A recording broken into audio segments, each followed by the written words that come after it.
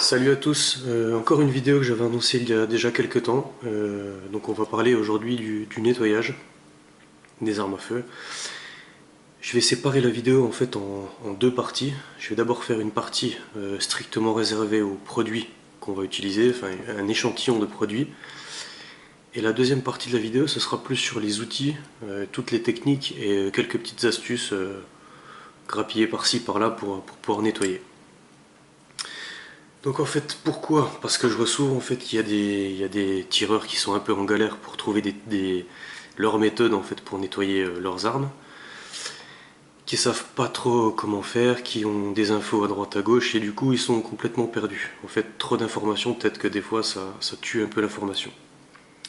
Donc j'espère, avec ces quelques produits que je vais montrer, que ça donnera peut-être un coup de pouce à certains.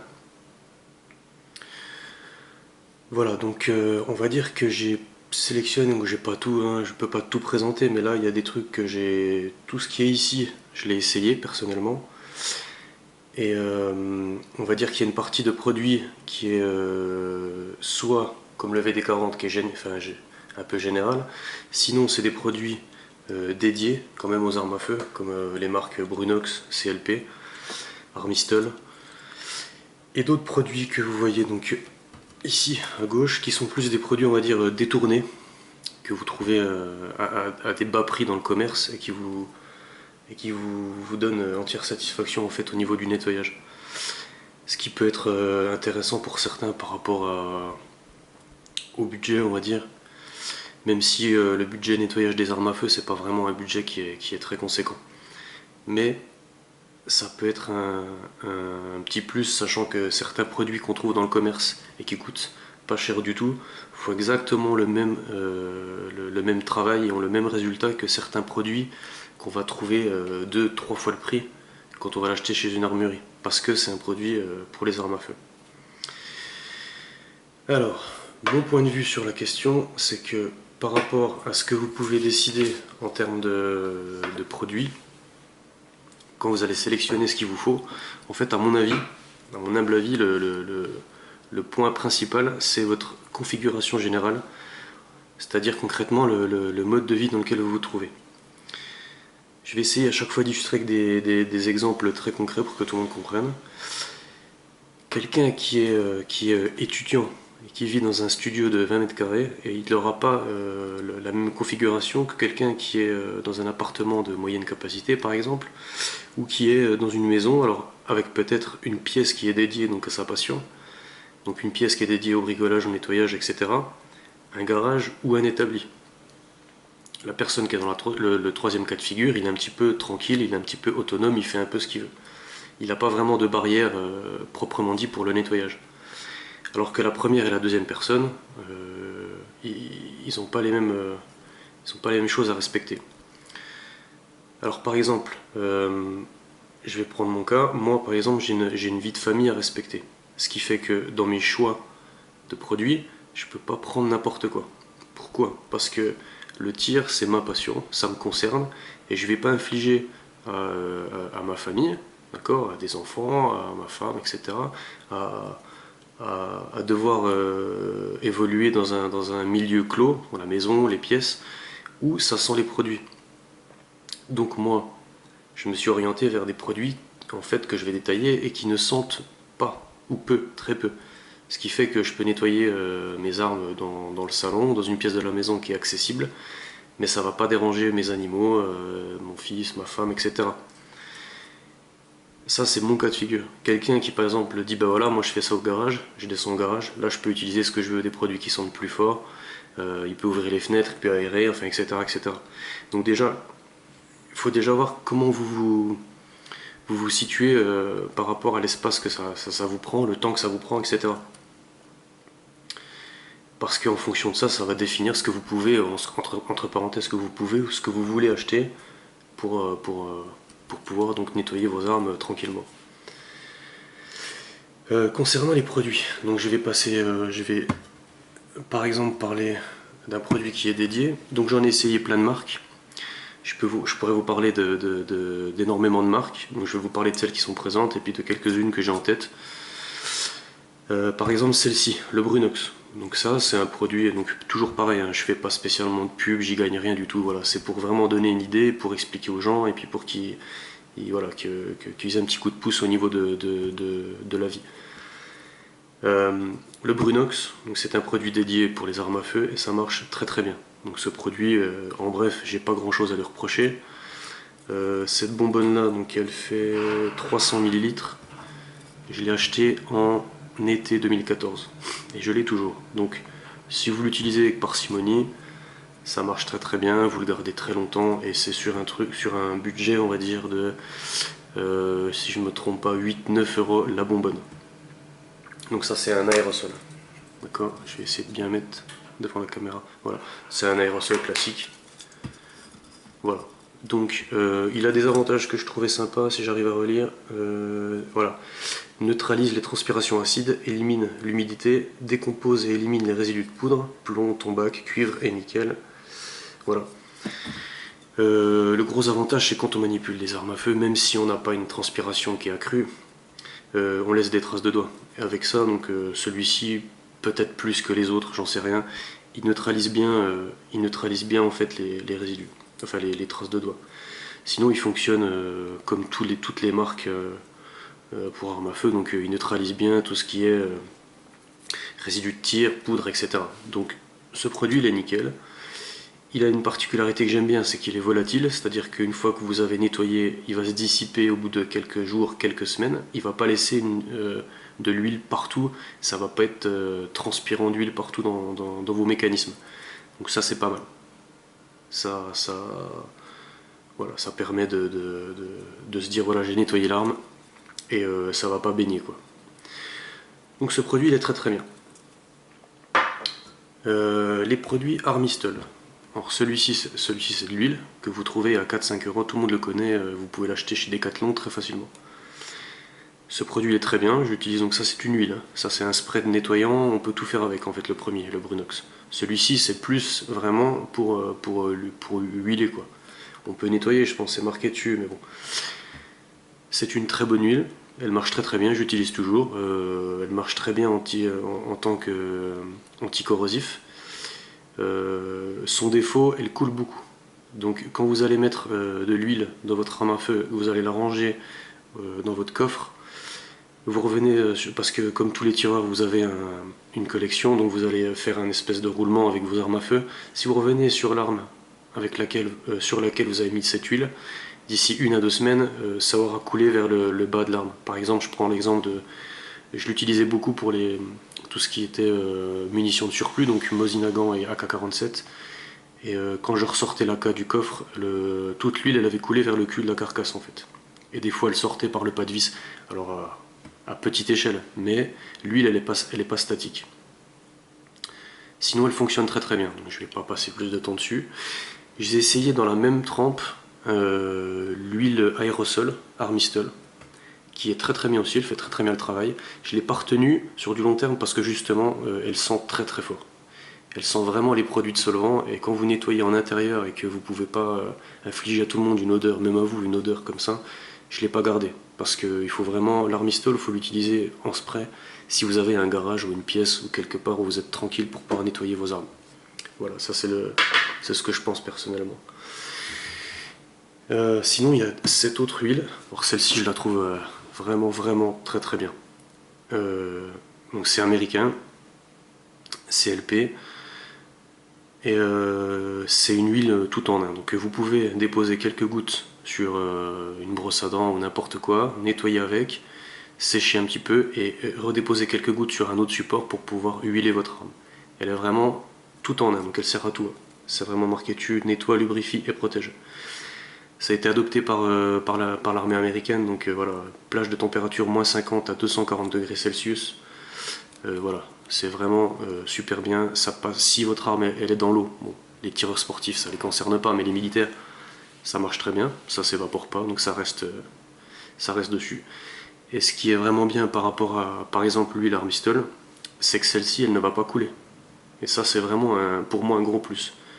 Donc vous allez huiler votre arme, vous allez la reprendre 1 semaine, 2 semaines, 1 mois après, l'huile n'a pas bougé. Elle n'a ni descendu ni monté, elle a vraiment pas bougé. Et quand vous allez faire votre séance, quand vous allez faire 1, 2, 3 séances avec une arme à feu huilée au CLP, quand vous démontez votre arme, c'est comme si vous veniez de le faire. Donc pareil, c'est pour moi un gros plus. À mon avis, on peut la laisser un très long moment dans une arme à feu avant de la nettoyer. Ce qui n'est pas mon cas, ce qui n'est pas le vôtre, parce que les tireurs, la plupart du temps, c'est des gros maniaques. Donc on nettoie toujours après notre séance de tir. Mais je pense à par exemple une zone de combat, nous ça ne nous concerne pas, mais vous pourriez rester très longtemps sans nettoyer une arme en utilisant ce genre de produit. Parce qu'il resterait efficient, il resterait efficace pendant très très longtemps. Voilà, donc le CLP, je vous le recommande. Le petit défaut qu'il a en fait, c'est qu'étant donné qu'il est américain, vous le trouvez à des tarifs à peu près abordables, donc ça c'est une burette d'huile, j'ai dû la payer 8 euros je crois. Le problème c'est que vu que c'est importé, les armuriers se goinfrent comme des gros porcs sur le frais de port, c'est-à-dire qu'ils vont s'aligner avec les autres marques, ils vont vous vendre ce produit 7 ou 8 euros, d'accord, mais ils vont vous faire pareil de frais de port quoi. Donc ce qui est hallucinant. Après il faut les comprendre, il faut quand même qu'ils vivent les mecs, hein. Mais pour une huile à 7 euros, 8 euros, avoir 7 ou 8 euros de frais de port, franchement, c'est un petit peu beaucoup. Donc, je sais pas, essayez de trouver vos systèmes pour les trouver moins chers, ou peut-être les commander à plusieurs pour partager les frais de port, etc. Ou il y a aussi Laurent, pour ceux qui connaissent, Laurent de La Boge Chasse-Tir qui doit en vendre, ou alors qui devait faire une commande avec de la mousse. Donc voilà, renseignez-vous pour trouver des systèmes pour les payer un petit peu moins cher. C'est son seul, entre parenthèses, son seul défaut, c'est qu'elle coûte encore un petit peu cher en France. Alors si vous prenez le modèle aérosol 500 ml, c'est bon, c'est 30 euros la bouteille. Voilà, comme ça c'est plié. Moi j'ai une toute petite bouteille de 120 ml. Ça fait déjà depuis la rentrée de septembre que je l'utilise, donc voilà. C'est un produit qui tient longtemps et qui est vraiment bien. Franchement, moi j'utilise celui-ci et le VD40 que je vais vous expliquer. Voilà. Le WD-40, que tout le monde connaît également, alors il y a deux écoles. Il y en a souvent en lisant donc les forums, etc. Je lis des mecs qui disent ouais, le VD40 ça marche pas, je prendrai jamais ça pour nettoyer mes armes à feu, Bon, ok. À la base, c'est pas spécialement, c'est pas du tout un produit pour les armes à feu. C'est un produit pour la mécanique, pas forcément automobile, mais la mécanique en général. Mais il s'avère que c'est très très efficace pour les armes à feu. La preuve, c'est que même moi qui l'utilisais pas à plein pot, j'ai suivi les conseils de certains tireurs et maintenant je vais l'utiliser tout le temps. Ce qui est vraiment bien, donc, c'est que ça chasse l'humidité, donc bon, supprime les grincements, chasse l'humidité, nettoie, protège, dégrippe les pièces rouillées, desserre les mécanismes coincés. Ça c'est vrai, j'ai déjà desserré je sais pas combien de serrures dans des caves, j'arrivais plus, ou des vieilles pièces, ou des poignées, etc. Ça marche très bien. Nettoie, protège, je l'ai vérifié sur les armes, ça marche très bien aussi. Chasse l'humidité, c'est parfait. Les grincements, oui, ouais, pas de problème. Et effectivement, donc le VD40, il a une fonction première qui est de pas, c'est un anticorrosif quoi. Donc c'est super super bien. L'avantage, c'est qu'il coûte rien du tout. Donc il y a plusieurs types de contenants. Donc là c'est un 100 ml comme vous avez vu dans ma vidéo sur le sac que j'utilise pour aller au stand. C'est un petit contenant. Il y a le gros volume 300 ml. Il y a encore d'autres contenants, donc je vais reparler une fois de plus de La Boge et de Laurent avec sa petite boutique, qui lui le vend à 500 ml avec une pipette. Donc c'est très pratique et il la vend je crois 7 ou 8 euros. Donc par rapport au commerce, franchement, vous ne serez pas lésé du tout. 500 ml, sachant que ça c'est quand même une 300 ml. Vous avez vu la taille de la bonbonne quoi. Ça vous dure longtemps, ça fait des mois que je suis dessus. Elle tient bien la durée. Je l'utilise dans plein de trucs. Alors, je nettoie même d'autres trucs qui n'ont aucun rapport avec les armes à feu, mais ça marche surtout. Armes à feu, tondeuse à barbe, poignée de porte. J'en mets même des fois sur les joints de ma voiture quand il neige et quand il gèle pour pas que les portes restent coincées et que je bousille les joints de ma voiture. Ça marche vraiment sur tout. Le petit plus, c'est que ça a une petite odeur sympa. Ça pue pas du tout. Ça a une odeur vraiment légère, limite un petit peu, enfin je sais pas, sucrée. Enfin une petite odeur, on dirait pas que c'est un produit, que c'est un solvant. Et aussi, c'est encore un produit volatile. Donc, si vous en mettez une blinde sur un truc, au bout de quelques jours, ça va s'amenuiser. Ça va juste laisser une pellicule grasse. Mais c'est tout. Ça va pas couler, ça va pas rester dans des quantités astronomiques. Donc, le WD-40, c'est encore un produit que je vous recommande. Que vous l'achetiez dans une boutique type une armurerie ou une boutique en ligne, ou que vous l'achetiez dans le commerce chez Brico Machin du coin ou n'importe où. Ça coûte pas cher du tout, vous pouvez vous amuser à vous faire un stock. Voilà quoi, c'est une bonbonne comme ça, c'est quand même presque la moitié du prix d'une bonbonne de Brunox. Donc ces deux bonbonnes, je les adore, hein, c'est pas le problème. C'est que si on veut essayer de rentabiliser un petit peu tout ça, et puis rester sur des marques, etc. Voilà. Donc, personnellement, ça engage que moi j'utilise plus que ça maintenant, pour mes armes à feu. Voilà. Du WD-40 et du CLP pour huilage, parce que pour l'instant, même le WD-40 qui est très bien, c'est pas une huile proprement dit. Alors que ça, c'est vraiment parfait. Donc je nettoie tout avec ça. Je nettoie tout, je sèche et je huile avec le CLP. Et là, franchement, mes armes elles sont nickel. Elles crachent le feu sans problème. Je l'avais mis dans la mauvaise pile. Donc, on va continuer avec les produits que vous pouvez trouver partout, pareil, au Brico machin. Donc ça, c'est de la vaseline. Donc, vous pouvez le voir aussi dans des vidéos, par exemple, comme Botro, qui a fait un petit topo sur le Glock et qui utilise la vaseline, la vieille vaseline, pour huiler ses glissières de Glock. Donc ça, c'est pas de la vieille, je l'ai acheté dans le commerce, elle est récente, mais c'est le même système. La vaseline, ça marche très bien pour les glissières. C'est un vieux remède, on va dire, enfin voilà quoi. Ça marche pour tout, donc celle-ci, normalement, elle est pour les micro-mécanismes délicats. Ça réduit les grincements, c'est inodore et incolore. Voilà. Donc pour tout ce qui est petite mécanique, hein, ça pourrait être une montre. Donc pourquoi, si ça marche pas sur une montre, ça marcherait pas sur une arme à feu? Et ça coûte pas 10 euros quoi. Donc voilà, bon ça c'est vraiment un complément. Moi j'utilise pas vraiment de vaseline pour le nettoyage. Mais alors dans les bons plans, j'entends souvent des mecs, parce qu'il y a plein de méthodes, j'entends souvent des mecs qui galèrent à trouver une méthode pour nettoyer les munitions corrosives. Alors il y a plein de méthodes qui marchent toutes plus ou moins, donc il y a la méthode de l'eau chaude, donc ça c'est pareil, moi je la critique pas du tout, je peux pas la pratiquer personnellement. Je me vois mal mettre mon Mosin-Nagant, mon AK au-dessus de ma baignoire et mettre de l'eau chaude dedans. Ma femme elle me coupe la tête si je fais ça. Donc, en plus, ça met des produits partout dans la salle de bain, enfin, ou dans la. Voilà. Alors, si vous avez un garage, si vous avez une bassine, si vous avez fait un petit outil comme on voit sur des vidéos avec du cuivre pour nettoyer ça avec de l'eau chaude, bah, franchement, je suis content pour vous, super, c'est cool. Mais on peut pas tous utiliser cette technique. Donc, moi, j'ai trouvé le palliatif, j'avais entendu parler de ça. Donc, c'est du pétrole désaromatisé que vous trouvez dans n'importe quelle boutique donc de bricolage. Vous le trouvez aussi en grande surface, Leclerc, Auchan, enfin toutes les grandes surfaces, Cora, etc. Et donc il est pareil, l'avantage, il est pas cher du tout. Vous avez 1 litre, voilà, 1 litre de pétrole, qui à la base, comme c'est marqué, c'est un combustible, donc comme le Cardan, tout ça. Vous avez 1 litre de pétrole pour environ 3,50 €. Donc le prix, voilà. Ça remplace votre nettoyant en cas de munitions corrosives. Moi je nettoie. Maintenant je tire moins de munitions corrosives, mais quand j'en tirais un gros paquet, j'utilisais ça. Donc dans mon Mosin-Nagant et dans mon AK-47, il y a zéro problème. J'ai des amis qui sont militaires qui utilisent ce genre de produit exactement pareil pour nettoyer leurs FAMAS et leurs armes en général. Les militaires font nettoyage au pétrole, séchage, huilage, toujours pareil. On va dire nettoyage, séchage, huilage, ça c'est le basique. Il peut y avoir d'autres techniques, mais c'est vraiment une basique qu'il faudra, pour pouvoir bien vous fixer une méthode, faut respecter ça entre parenthèses.